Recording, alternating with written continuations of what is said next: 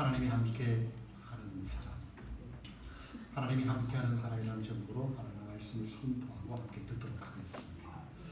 교회 절기에 따르면 이번 주 수요일부터 사순절이 시작됩니다.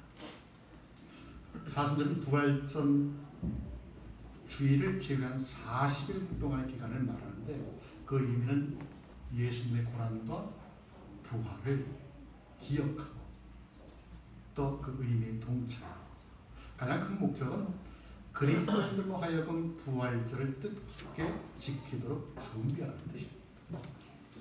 다시 말하면 우리로 하여금 예수를 믿기, 부활에 대한 소망을 갖고 주님의 십자가 고난을 우리의 삶에 어떻게 적용시켜 나가느냐, 그런 삶을 준비하는 기간이라고 이렇게 말할 수도 있겠습니다. 중세시대에 강도짓을 밥 먹듯이 하던 두 사람이 있었는데, 다행히도 수도사의 권유로 하나님의 복음을 접하고 회개하게 되었습니다. 그래서 그 두 사람이 자신들의 지은 죄를 어떻게 갚을 수 있을까라고 수도사에게 물어봤더니, 수도사가 하는 말이, 그러면 십자가를 지고 십자가를 메우고 성지순례를 한번 하는 것이 어떻겠냐. 그래서 두 강도가 생각하기를, 이제 회의를 했으니까 그것도 참 좋겠다 싶어서 십자가를 만들었습니다. 두 사람이 똑같이 만들어서 어깨에 지고, 그것을 지고 이제 성지순례를 떠나게 됩니다. 처음에는 모든 게 순조로웠죠. 시작이니까 순조로웠습니다. 물론 십자가의 무게가 있었지만 그 정도는 감당할 수 있었습니다. 그러나 며칠이 지나자 그 십자가 점점 무거워지기 시작합니다. 처음 생각했던 것과는 달리 십자가의 무게가 자신을 짓눌러오자 그만 꾀가 나기 시작합니다. 두 사람이 의논한 끝에 목공소에 가기로 결정을 합니다. 십자가를 지고 가다가 목공소에 들러서 한 사람은 십자가의 긴 쪽을 잘라내버립니다. 그러면서 하는 말이, 좀 짧아졌지만 그래도 십자가는 십자가지. 또 한 사람은 십자가의 두께가 두껍다 보니까 그 두께를 반으로 뚝 잘라서 십자가를 두 개를 만듭니다. 그러면 하나는 내려놓고, 그래도 잘라졌지만 십자가는 십자가지, 틀림없는 십자가지. 서로 만족해 하면서 그 십자가를 지고 다시 길을 떠납니다. 길을 떠나다가 사막길로 접어들었습니다. 그러나 먹을 것조차도 없는 그 사막길을 십자가로 메고 가니까 평지가 걸었던 것과 똑같은 힘듦이 자신들을 억누르기 시작합니다. 그렇게 힘들어하다가 나흘째 되는 날, 저 멀리 평성 쪽에서 보이는 도시를 발견합니다. 이제 살았다. 이제 살았다. 그리고는 하루 종일 힘겹게 그 도시를 향해서 다가갔는데, 그 도시 앞에 도착한 그곳, 예상치 못한 장애물을 만나게 됩니다. 그들 앞에는 깊이 패인 골짜기가 있었는데, 어디를 둘러봐도 그 골짜기를 건널 다리가 보이지 않는 것입니다. 분명히 내 앞에는 도시가 펼쳐져 있는데, 이 골짜기를 건너가면 도시로 들어가는데 아무리 봐도 다리가 보이지 않습니다. 그러니 어떡합니까? 자기들이 지고 온 십자가를 걸쳐놓고 걸어가야 할 지경에 이르렀습니다. 우리가 지고 있는 이 십자가를 저 골짜기 반대쪽에다 딱 걸쳐놓고 탁탁 걸어가면 되겠구나, 그렇게 생각하고는 십자가를 내립니다. 그리고는 탁 걸쳤는데 웬걸? 십자가가 무겁다고 자른 그 부분만큼은 모자란 것입니다. 그래 여러분 어떡합니까? 십자가가 걸쳐지지 않지 않습니까? 십자가가 걸쳐지지 않는데 어떻게 그것을 건너갑니까? 못 건너가지. 그 두 번째 사람이, 그럼 내 걸로 한번 해볼게.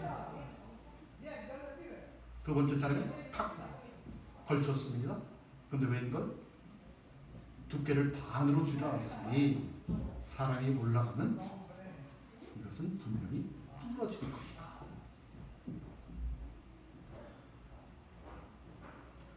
한 사람은 길이가 적당했지만 두께가 얇아서 건널 수 없었고, 한 사람은 자른 만큼 그 길이가 짧아서 결국 그 두 사람은 그 골짜기를 건너지 못하고 도시로 들어가지 못하고 그 사막 가운데서 굶어 죽었다는 이야기입니다. 자기에게 주어진 십자가가 무거워 한 사람은 긴 쪽을 잘라버리고 다른 한 사람은 십자가를 반으로 쪼갰다는 이야기, 그리고 결국 그들은 골짜기를 건너지 못하고 죽고 말았다는 이야기, 어쩌면 우리 신앙생활의 모순된 부분을 보여주는 것 같아서 참 많은 생각을 하게 됩니다. 많은 사람들이 자신의 십자가를 지고 주님을 따라야 한다는 것은 알고 있지만 그렇게 하지 못합니다. 맞아. 내가 예수를 믿으니까 내가 십자가를 지어야지. 내게 주어진 십자가 내가 감당해야지. 무엇이 하나님께서 원하시는 뜻인가를 어느 정도는 알고 있지만 실제 삶 가운데서는 잠시 묻어두고 외면하며 살아간다는 얘기입니다. 예수를 믿는 성도들을 풍자한 그렇지만 주님이라는 글이 있습니다. 그 내용이 이렇습니다. 주님, 주님의 말씀대로 실천하겠습니다. 그러나 일단 내일이 잘 되게 먼저 해주십시오. 주님, 항상 주님을 위해서 예배하고 싶습니다. 그러나 주님, 가끔 주일 예배 빠질 때 있잖아요. 그때 좀 이해해 주세요. 주님, 내게 있는 것 아낌없이 드리겠습니다. 그러나 주님, 100배의 축복은 약속해 주시오. 주님의 일을 위해 헌신하겠습니다. 그러나 주님, 나에게 너무 많은 희생을 요구하지는 마십시오. 주님의 말씀대로 이웃을 사랑하겠습니다. 그러나 주님, 지금 당장 말고 내 형편이 좀 피면. 여러분 어떻습니까? 이것이 우리와 전혀 상관없는 이야기만은 아니라는 느낌을 강하게 받습니다. 우리의 모습도 비슷합니까? 주님의 뜻대로 행하는 것이 옳은 것임을 알면서도 우리는 늘 그렇지만 주님 하면서 자꾸만 따라갈 수 없는 이유를 제시하는 신앙생활을 하고 있다는 얘기죠. 주님 아시잖아요. 현실이 얼마나 냉정합니까? 내가 오늘 일을 하지 않으면 나는 집값을 낼 수도 없고요. 차값을 낼 수도 없고요. 먹을 것도 없고요. 그래서 어쩔 수 없잖아요. 주님이 이해해 주었잖아요. 그러니까 예수를 믿어도 어떤 원칙이 없습니다. 그런데 오늘 본문에 보니까 예수님께서는 자신만의 분명한 원칙을 갖고 있다는 이야기입니다. 자신만의 원칙. 29절 보니까 이렇게 말씀하죠. 나를 보내신 이가 나와 함께 하시도다. 내가 항상 그의 기뻐하시는 일을 행함으로 나를 혼자 두지 아니하셨느니라. 내가 항상 그의 기뻐하시는 일을 행함으로, 내가 항상 그의 기뻐하시는 일을 행함으로, 이것이 예수님의 삶의 모습이요 원칙이요 기준이었습니다.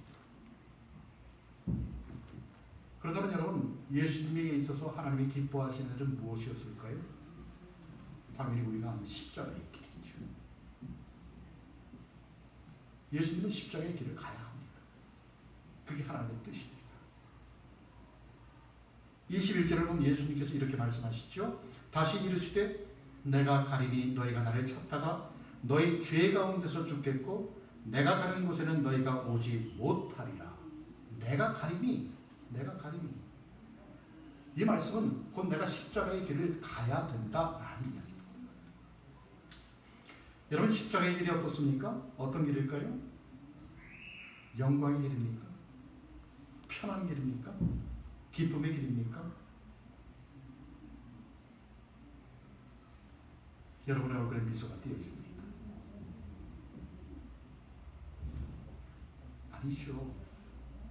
십자가의 길이 영광이 되고 기쁨이 되는 것은 나중에 받을 영광이 있기 때문이지 사실은 고통의 길이요, 수치의 길이요, 처절한 외로움의 길입니다.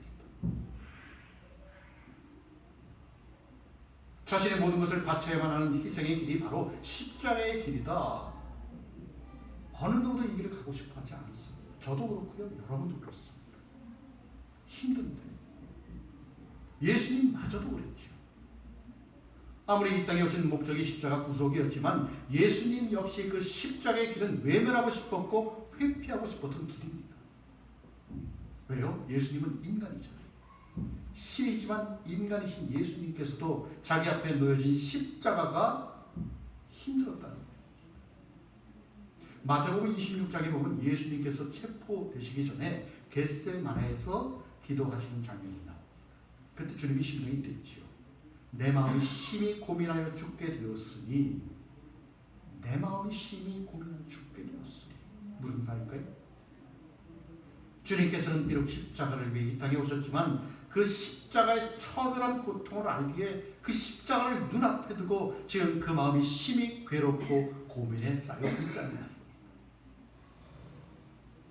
얼마나 그 마음이 괴로웠던지 심히 고민하여 죽을 정도였다는 것이죠. 그러기에 예수님은 이렇게 기도할 수밖에 없었습니다. 내 아버지요, 내 아버지요, 만일 할만하시거든 이 잔을 내게서 지나가게 하옵소서.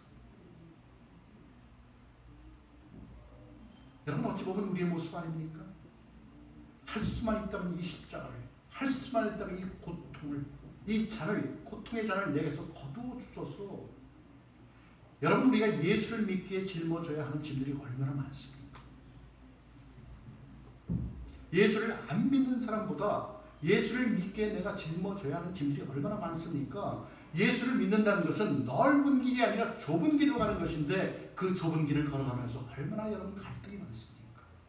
내가 이렇게 예수를 믿어야 돼? 이렇게 믿는 것이 예수를 믿는 것이 맞아? 얼마나 갈등이 많습니까? 안 하고 싶은 일들이 얼마나 많습니까? 예수를 믿기에. 또 인간적으로 또 하고 싶은 일들이 여러분 얼마나 많습니까? 그래서 갈등하는 것이죠. 우리의 모습입니다.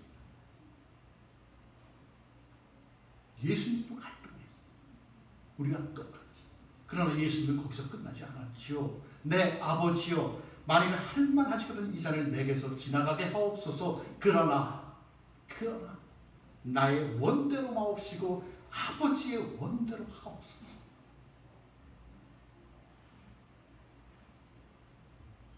여러분, 얼마나 멋있습니까? 나의 원대로 마옵시고 아버지의 원대로 마옵시고.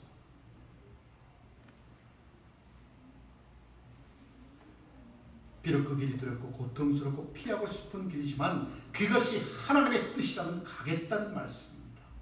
정말 내가 산산이 부서져 내 모든 피를 쏟고 죽을지라도 그 길이 하나님께서 원하시는 길이라면 나는 가겠다라는 말씀이시죠. 주님의 처절한 순종의 기도. 그래서 예수님은 나는 항상 그가 기뻐하시는 일을 행한다는 원칙이 그분에게 있었다는 이야기입니다. 어떤 상황, 환경, 조건에 따라 바뀌는 것이 아니라 하나님의 뜻이라면 그렇게 하겠다는 주님의 원칙입니다. 우리는 가끔 TV 드라마를 보면서도 감동을 받을 때가 있습니다. 여러분도 그렇죠? TV 드라마를 보면서 감동을 받을 때가 있는데 오래전에 방영된 허준이라는 드라마가 있었습니다. 여러분 다 보셨죠? 동의보감에 나오는 허준. 그 중에 감동을 받은 장면이 하나 있는데 허준이 내의원에서 일하던 초기에 자기 집에서 병자들을 고친 적이 있었습니다. 왜냐하면 병자들이 허준이 해민소에서 근무를 했었는데 병자들이 많다 보니까 순번을 정해놓습니다. 그 순번이 다 가도록 일이 맞춰질 때가 있습니다. 시간이 되어서 그래서 늦게 받은 순번 그분들은 고침을 받지 못하고 집으로 돌아가야 되는데 그분들이 누구를 찾아가느냐? 허준을 찾아갑니다. 그래서 자기의 병을 허준한테 보여주고 고침을 받는 것이죠. 그런데 그날 그 당시 국법에는 내의원은 개인적으로 환자들을 치료하는 것이 국법으로 금지되어 있었습니다. 율법으로 금지되었으니까 병자들을 고치면 법에 어긋나서 죄가 되는 것이죠. 그런데 호주는 이것을 알면서도 자기들 찾아온 병자들을 뿌리치지 못하고 치료했습니다. 그런데 허준이 잘 나가니까 허준을 시기하고 모함했던 이들이 이 사실을 어이 영감에게 고자질을 합니다. 그래서 허준이가 국법에 걸려 그 어긴 죄로 벌을 받는데, 그 당시 내연 중문과 청청 사이를 오가면서 현판에 있는 글을 읽는데 얼마 동안이냐? 1000번을 해야 합니다. 1000번. 중문 현판에 달려있는 그 글을 읽고는 돌아서서 계단을 내려와서 정청에 있는 현판의 글을 읽고는 다시 돌아서서 중문으로 가고, 중문에서 읽고 정청에서 읽고 돌아오는 것이 한 번입니다. 그러면 돌아오면 그때 서리가 정자로 한 번 긋습니다. 그러면 한 번이요. 이것은 1000번을 하는 거죠. 여러분, 이 벌이 얼마나 힘든지 보통 300번 정도 하면 쓰러집니다. 500번 정도까지 하고 죽은 사람도 있지. 그런데 호주는 1000번을 다 해냅니다. 코피를 쏟으면서 계단에서 굴러떨어지면서 걸을 수 없어서 기어가면서 쭉 기어고 1000번을 다 해냅니다. 그리고는 정신을 잃고 쓰러집니다. 며칠 후 회복이 된 후에 사람들이 묻죠. 왜 1000번을 다 했는지. 야, 네가 중간에 그만두고 쓰러져 안 일어나도 되는 것인데 왜 그렇게까지 하면서 1000번을 다 했니? 라고 묻습니다. 그랬더니 이에 대한 허준의 대답이 이렇습니다. 나라고 왜 힘들지 않았겠어? 당장이라도 주저앉고 싶었지만 이것이 스승님께서 원하시는 것이라는 생각이 들었기에 그러한 것이요 라고 대답을 합니다. 나는 힘들지만, 나는 내려놓고 싶지만 내 스승님께서 원하시는 것이라는 생각 때문에 허준은 1000번을 감당합니다. 어찌 보면 융통성이 없지요. 그냥 도중에 하다가 쓰러지면 되는데 미련스럽기까지 보입니다. 그러나 스승의 가르침이 무엇인지를 알기에, 스승의 뜻이 무엇인지를 알기에 너무나 힘들고 고통스러워 당장이라도 그만두고 싶지만 기어서라도 갔다는 그 길을 갔다는 허준의 말을 듣고 이런 생각이 듭니다. 참 하나님의 복음을 전하기 힘든 세상 가운데서 예수 믿으세요 하면 너나 믿으세요 하는 세상에서, 정말 전도하기 힘든 세상에서 교회를 개척해놓고 사람들이 하는 말은 왜 그렇게 힘들게 하니? 그냥 둬.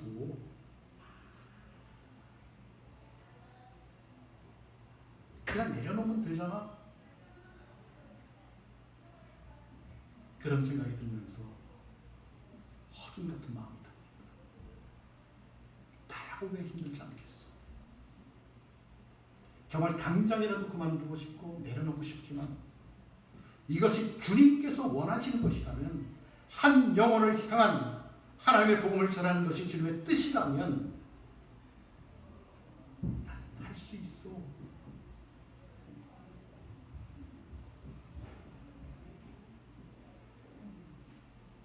여러분, 스승의 뜻이기에 허준과도 같은 사람이 있는데 예수를 믿는 우리는 과연 주님의 뜻에 얼마나 따르고 있을까? 나를 위해 기꺼이 자신의 목숨을 십자가에 내어 놓았는데 나는 그런 주님의 뜻이라면 기꺼이 저 고통의 길, 고난의 길을 갈 수 있을까? 인간 스승에게도 저렇듯 순종하는데 우리는 과연 나를 구원하신 예수님께 어떤 반응을 보이며 살아가는가? 어쩌면 너무나 쉽게 편하게 안일하게 신앙생활을 하는 것은 아닌지, 그래서 예수를 믿기 때문에 내가 겪어야 하는 치열한 현실적인 갈등조차 없는 것은 아닌 것이. 그러면서 과연 나는 예수님의 제자로서의 삶을 생각이나 하며 살아가는지 의문이 생긴다는 이야기입니다. 여러분, 예수님의 제자는 어떤 사람일까요? 예수님의 제자는 어떤 사람일까요? 31절에서 주님은 이렇게 말씀하시죠. 너희가 내 말에 거하면 참 내 제자가 되겠다. 주님의 말씀에 거하는 사람, 주님의 말씀이 무엇인지를 알고 그 말씀이 자신에게 주신 말씀으로 순종하여 따라가는 사람, 말씀을 아는 데 있는 것이 아니라 그 말씀에 순종하여 그 말씀을 자신의 삶에 적용하며 살아가는 사람, 그래서 29절의 말씀처럼 하나님께서 기뻐하시는 일을 행하는 사람, 이 사람이 바로 참된 제자라는 것입니다. 다시 말하면 제자는 스승을 닮아 그 뜻을 행하는 사람이라는 것입니다.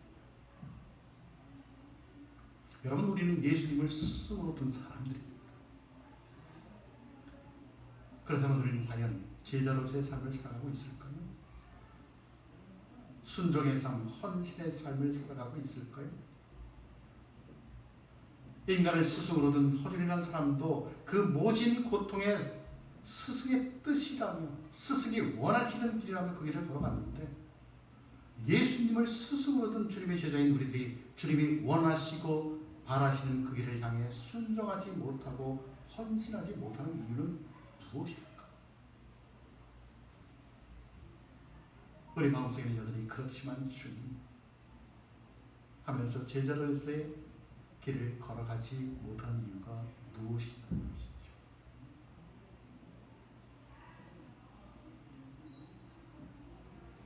신앙생활을 친목회 정도로 생각하고 동호회처럼 생각하면 모르겠지만, 적어도 주님의 길을 따르고자 하는 제자라면 스승 되신 예수님을 닮아가야. 저도 마찬가지고 여러분도 마찬가지입니다. 예수님의 삶의 기준은 이것이었죠. 내가 항상 그의 기뻐하시는 일을 행합니다. 은혜 받을 때만, 물질이 있을 때만, 여건이 좋을 때만, 그 길이 힘들지 않을 때만, 고통스럽지 않을 때만, 기분이 내킬 때만, 믿음이 좋을 때만 하나님의 뜻을 행하는 것이 아니라 항상 힘들 때에도, 여건이 좋지 않을 때에도, 내 마음에 심한 갈등이 있을 때에도 순종해야 한다라는 것입니다. 이것이 주님의 원칙입니다. 내가 항상 그의 일을 기뻐하시는 일을 행함으로. 여러분, 원칙이 있는 사람이 아름답다고 합니다. 원칙이 있는 사람이 아름답습니다. 이랬다 저랬다 하는 사람이 아니라 나름대로 자신의 소신이 있고 원칙이 있는 사람이 아름답다고 이야기합니다. 또 원칙이 있는 사람이 세상을 변화시킵니다. 맞죠? 적당히 타협하고 적당히 자기 십자가를 잘라내는 사람은 세상을 변화시킬 수 없습니다. 아니, 세상이 아니라 내 가정, 나 자신조차도 변화시키지 못한다는 것입니다. 내가 항상 그의 기뻐하시는 일을 행함으로 하는 이 예수님의 원칙과 기준이 우리의 원칙이요 기준이 되시기를 기도합니다. 그렇기 위해서 여러분, 우리가 추구하고 바라는 것들이 바뀌어야 합니다. 우리의 기도 제목이 바뀌어야 한다는 것이죠. 물론 우리가 살아가면서 우리의 형편, 상황, 환경을 위해서 기도해야지만, 예수님께서는 우리에게 이렇게 가르치시죠. 어떻게 해요? 너희는 먼저 그의 나라와 의를 구하라. 그리하면 이 모든 것을 너희에게 더하시리라. 여러분, 이 말씀은 우리의 바라는 것, 추구하는 것, 기도의 제목이 바뀌어져야 한다는 것을 의미합니다. 일반적으로 사람들은 무엇을 먹을까, 입을까, 마실까 하는 것으로 그 상경이 꽉 차 있습니다. 그것이 세상의 목표가 된 것이죠. 그런데 예수님은 이것이 내가 살아가는 삶의 핵심이 아니라는 것입니다. 핵심은 무엇을 마실까, 먹을까, 입을까가 아니라 그의 나라와 의를 구하는 것, 그분의 나라와 의를 구하는 것.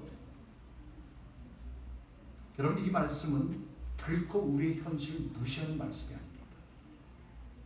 빵이 중요하지 않다는 말씀이 아니지요. 문제는 우선순위가 달라져야 한다는 것입니다. 빵이 아무리 중요해도, 현실이 아무리 중요해도 그것이 우선순위가 되어서는 안 된다. 적어도 예수 믿는 사람들.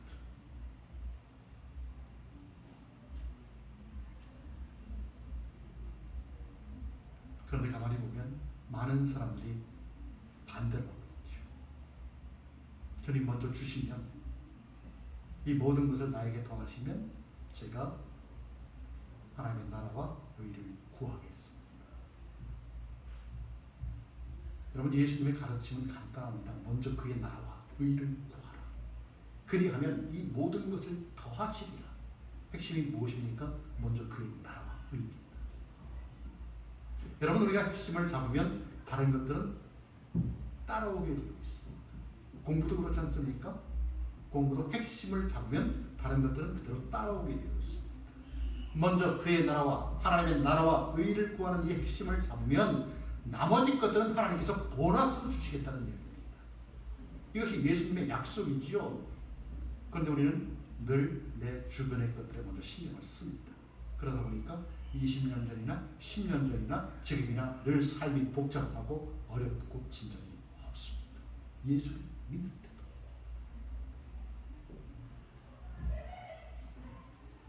여러분, 어려울 때일수록 복잡할수록 앞이 막힐수록 예수님의 그 핵심을 잡아야 합니다. 더욱더 헌신할 수 있고, 더욱더 충성할 수 있고, 더욱더 하나님의 나라를 구할 수 있는 여러분 되시기를 기도합니다. 여러분, 이것은 결코 비합리적인 것이나 현실 도피적이거나 무모한 것이 아닙니다. 하나님의 능력, 하나님의 역사는 먼저 그의 나라와 의를 구한 사람들을 통해서 이루어지기 때문에 그렇습니다. 예수님의 삶이 무엇을 위한 삶이었습니까? 바로 하나님의 나라와 의를 구하고 그것을 실현하는 삶이었습니다. 그것이 예수님의 우선순위였고 기준이었고 목표였습니다. 그렇다면 예수를 믿는 우리들, 예수님의 제자된 우리들의 목표도 똑같습니다. 먼저 그의 나라, 의를 구하는 것. 그것이 우리의 기준이 되고 목표가 되고 원칙이 되어서 예수님께서 말씀하신 것처럼 하나님께서 기뻐하시는 삶, 우리는 그렇게 따라가야 된다는 것입니다. 사랑하는 여러분, 하나님이 기뻐하시는 일을 행하십시오. 하나님께서 기뻐하시는 일을 소원하고 기도하십시오. 그러면 반드시 이루어질 뿐만 아니라 솔로몬의 지혜 구함이 하나님의 마음이 흡족하여서 구하지 않은 부와 영광까지 준 것과도 같은 축복을 저와 여러분에게 주실 줄 믿습니다. 여러분, 현실적으로 예수를 믿으면서 가장 원하는 것이 무엇일까요? 우리의 기도 제목이 무엇일까요? 하나님께서 나와 함께 하신 것 아닙니까? 하나님께서 나와 함께 하시면 두려울 곳이 없으니까. 하나님께서 나와 함께 하신다면 나는 세상 두려워할 것이 없으니까 우리의 기도 제목은 늘 하나님이 나와 함께 계십니다. 하나님께서 나와 함께 계셔서 내게 힘을 주시고 은혜 주시고 깨닫게 해주시고 사명 주시고 능력 주시고 복 주시고 길을 열어주시고 인도해 주시고 승리하게 해달라는 것, 그게 우리의 바람 아닙니까? 내 비전과 나의 가정과 생업 위에 하나님께서 함께 하신다는 그 확신을 갖기를 원하는 것 아닙니까? 이 소원이 이루어지기를 원하는 것이 우리의 기도 제목 아닙니까? 그렇다면 하나님께서 기뻐하시는 일을 해야죠. 하나님께서 기뻐하시는 일. 그래서 더욱더 주님을 사랑할 수 있고 주님의 뜻이 무엇인지를 알고자 힘쓰고 주님의 뜻이 분명하다면 그 길이 아무리 힘들고 손해보는 길이고 좁은 길이고 십자가의 길이라 할지라도 그 길을 가야 한다라는 것입니다. 왜냐하면 그것이 하나님께서 우리와 동행함의 조건이기 때문에 그렇습니다. 여러분, 하나님은 당신의 자녀들을 사랑하시고 그 말씀에 순종하며 주어진 십자가를 지고 가는 모습, 때때로 실수하고 넘어지고 깨지면서 여전히 부족하지만 그러나 그래도 하나님을 사랑하려고 하나님의 말씀을 더욱 순종하려고 애쓰는 모습을 보시고 그렇게 기뻐하신다는 거죠. 우리가 완전하지 않아도 하나님은 우리에게 완전한 것을 원하지 않습니다.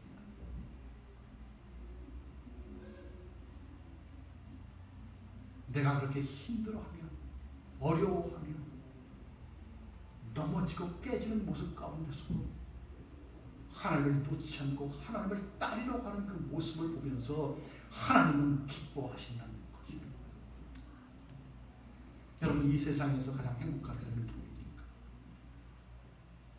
하나님이 함께하는 사람입니다. 하나님이 함께하는 사람이 이 세상에서 제일 행복한 사람입니다. 하나님의 기쁨이 되십시오. 하나님의 기쁨이 되십시오. 그의 나라와 의를 먼저 구하십시오. 그러면 그분께서 그분의 함께 하심이 여러분을 행복하게 할 것이고 자유하게 할 것이고 그분의 함께 하심으로 여러분은 복을 받을 수밖에 없는 삶을 살게 될 줄 믿습니다. 아멘.